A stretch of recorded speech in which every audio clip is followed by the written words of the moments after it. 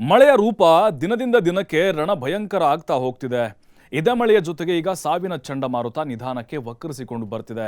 ಅಷ್ಟೇ ಅಲ್ಲ, ವಿಶ್ವದ ಸೂಪರ್ ಪವರ್ ರಾಷ್ಟ್ರವನ್ನೇ ಸರ್ವನಾಶ ಮಾಡೋದಕ್ಕೆ ಸಿದ್ಧವಾಗಿದೆ. ಹಾಗೇನಾದರೂ ಆ ಸೈಕ್ಲೋನ್ ಅಬ್ಬರಿಸಿದ್ರೆ ಬಲಿಯಾಗೋ ರಾಷ್ಟ್ರ ಯಾವುದು ಗೊತ್ತಾ?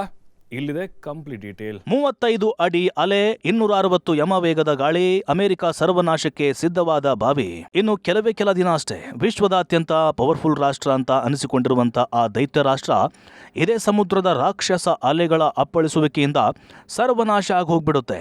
ಅಷ್ಟಕ್ಕೂ ಈ ರಣಭಯಂಕರ ಅಲೆ ಅಪ್ಪಳಿಸುವುದಕ್ಕೆ ಮೂಲ ಕಾರಣ ಆ ಬಾವಿ, ಸಾವಿನ ಚಂಡಮಾರುತ. ಈ ಭೀಭತ್ಸ ಚಂಡಮಾರುತ ವಕ್ರಿಸಿಕೊಂಡಿದ್ದೇ ಆದಲ್ಲಿ ಒಂದು ಕಡೆ ಸಮುದ್ರದ ಗರ್ಭದಾಳದಿಂದ ಬರೋಬ್ಬರಿ 35 ಅಡಿ ಎತ್ತರದಲ್ಲಿ ರಾಕ್ಷಸ ಅಲೆಗಳು ಅಬ್ಬರಿಸಲಿದೆ ಅನ್ನೋ ಭವಿಷ್ಯವಾಣಿ ನುಡಿಯಲಾಗಿದೆ. ಅದೇ ರೀತಿ ಇನ್ನೊಂದು ಕಡೆ ಪ್ರತಿ ಗಂಟೆಗೆ 260 ಕಿಲೋಮೀಟರ್ ಬೀಸುವ ಭೀಕರ ಗಾಳಿಗೆ ಜನ ನಿಂತ ಜಾಗದಲ್ಲಿ ನಿಲ್ಲುವುದಕ್ಕೆ ಸಾಧ್ಯವೇ ಇಲ್ಲದೆ ಪರದಾಡ್ತಾ ಇದ್ದಾರೆ. ಇನ್ನು ಕೆಲವರು ಗಾಳಿಯ ಸುಳಿಗೆ ಸಿಕ್ಕು ಇನ್ನೆಲ್ಲೋ ಬಿದ್ದು ಒದ್ದಾಡಿ ಸತ್ಯ ಹೋಗ್ತಾರೆ. ಕೇವಲ ಮನುಷ್ಯರು ಮಾತ್ರ ಅಲ್ಲ, ಪ್ರಾಣಿಗಳ ಕಥೆಯೂ ಇದೇ ಆಗಿರಲಿದೆ. ಹೌದು, ಪೆಸಿಫಿಕ್ ಸಮುದ್ರದ ಗರ್ಭದಾಳದಿಂದ ಹುಟ್ಟಿರುವಂತಹ ಈ ಬಾವಿ ಎನ್ನುವ ದೈತ್ಯ ಚಂಡಮಾರುತ ತನ್ನ ಕೆಂಗಣ್ಣನ್ನ ವಿಶ್ವದ ಬಲಿಷ್ಠ ರಾಷ್ಟ್ರ ಅಮೆರಿಕದ ಮೇಲೆ ಹಾಕಿದೆ.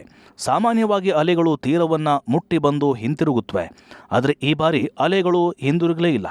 ಬದಲಾಗಿ 10 ಅಡಿ ಎತ್ತರದ ಕಟ್ಟಡದ ಎತ್ತರದಷ್ಟು ಅಬ್ಬರಿಸಲಿದೆ. ಇದೇ ಚಂಡಮಾರುತ ಈಗ ಅಮೆರಿಕದ ಪೆಸಿಫಿಕ್ ದ್ವೀಪಗಳ ವಿರುದ್ಧವೇ ಭೀಕರ ಯುದ್ಧ ಸಾರಿದಂತಿತ್ತು.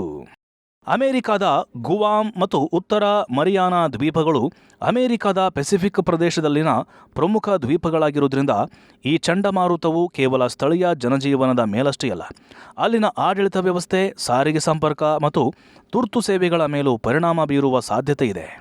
ವಿಮಾನ ಸಂಚಾರ ಮತ್ತು ಸಮುದ್ರ ಮಾರ್ಗಗಳಲ್ಲಿ ವ್ಯತ್ಯಯ ಉಂಟಾಗುವ ಸಾಧ್ಯತೆಯೂ ಇದೆ. ಕೆಲವು ಪ್ರದೇಶಗಳಲ್ಲಿ ಮುನ್ನೆಚ್ಚರಿಕೆ ಕ್ರಮವಾಗಿ ಸರ್ಕಾರಿ ಕಚೇರಿಗಳು ಹಾಗೂ ಶಾಲೆಗಳು ಮುಚ್ಚಲ್ಪಡುವ ಸಾಧ್ಯತೆ ಇದೆ.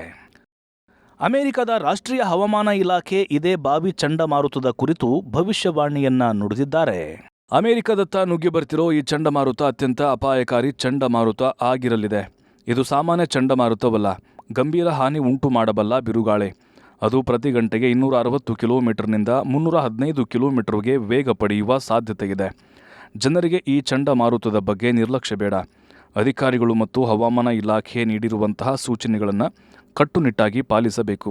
ವಿಶೇಷವಾಗಿ ಸಮುದ್ರ ತೀರ ಪ್ರದೇಶಗಳಲ್ಲಿ ವಾಸಿಸುವವರು ಯಾವುದೇ ಅಪಾಯದ ಲಕ್ಷಣ ಕಂಡರೂ ಕೂಡಲೇ ಸುರಕ್ಷಿತ ಸ್ಥಳಗಳಿಗೆ ತೆರಳಬೇಕು. ಇನ್ನು ಬಾವಿ ಹೆಸರಿನ ಈ ಚಂಡಮಾರುತದ ಇತಿಹಾಸವು ಭೀಕರವಾಗಿದೆ. ಈ ಚಂಡಮಾರುತದ ಯಾವಾಗೆಲ್ಲ ಪ್ರತ್ಯಕ್ಷ ಆಗಿದೆಯೋ ಆಗೆಲ್ಲ ಸರ್ವನಾಶ ಸಂಭವಿಸಿದೆ. ಈ ಬಗ್ಗೆ ಹವಾಮಾನ ತಜ್ಞರು ಹೇಳುವ ಮಾತಂದ್ರೆ, ಬಾವಿ ಚಂಡಮಾರುತ ಸೃಷ್ಟಿ ಆಗಿದ್ದು ಹೇಗೆ? ಬಾವಿ ಚಂಡಮಾರುತದ ಇತಿಹಾಸ ಭಯಂಕರವಾಗಿದೆ. ಪಶ್ಚಿಮ ಪೆಸಿಫಿಕ್ ಸಮುದ್ರ ಪ್ರದೇಶದಲ್ಲಿ ಉಂಟಾಗುವ ಬಲಿಷ್ಠ ಉಪ ಉಷ್ಣವಲಯದ ವ್ಯವಸ್ಥೆಗಳು ಕೆಲವೊಮ್ಮೆ ಸೂಪರ್ ಟೈಫೂನ್ ಮಟ್ಟಕ್ಕೆ ತಲುಪುತ್ತವೆ. ಸಮುದ್ರದ ಮೇಲ್ಮೈಯಲ್ಲಿ ಉಷ್ಣಾಂಶ ಹೆಚ್ಚಿರುವುದು, ತೇವಾಂಶದ ಪ್ರಮಾಣ ಅಧಿಕವಾಗಿರುವುದು ಮತ್ತು ವಾತಾವರಣದ ಅನುಕೂಲಕರ ಸ್ಥಿತಿಗಳು ಇಂತಹ ಚಂಡಮಾರುತಗಳಿಗೆ ವೇಗವಾಗಿ ಬಲ ತುಂಬುತ್ತವೆ. ಬಾವಿಯು ಇದೇ ರೀತಿಯಲ್ಲಿ ರೂಪುಗೊಂಡು ಕ್ರಮೇಣ ಬಲಿಷ್ಠ ಚಂಡಮಾರುತವಾಗಿ ಬೆಳೆದಿದೆ. ಇದೇ ಚಂಡಮಾರುತ ಈಗ ಹಾಹಾಕಾರ ಸೃಷ್ಟಿಸುವುದಕ್ಕೆ ಸಿದ್ಧವಾಗಿದೆ. ಒಟ್ಟಾರೆ ಸೂಪರ್ ಟೈಫೂನ್ ಬಾವಿ ಅಮೆರಿಕದ ಪೆಸಿಫಿಕ್ ದ್ವೀಪಗಳಿಗೆ ದೊಡ್ಡ ಸವಾಲಾಗಿ ಪರಿಣಮಿಸಿದೆ. ಈಗ ಈ ಸೈಕ್ಲೋನ್ ಎಷ್ಟು ಶಾಂತವಾಗಿ ಪ್ರತ್ಯಕ್ಷ ಆಗಲಿದೆಯೋ ಅಷ್ಟೇ ಶಾಂತವಾಗಿ ತೊಲಗಿದರೆ ಸಾಕು ಅನ್ನೋದೇ ಅಮೆರಿಕದವರ ಪ್ರಾರ್ಥನೆಯಾಗಿದೆ.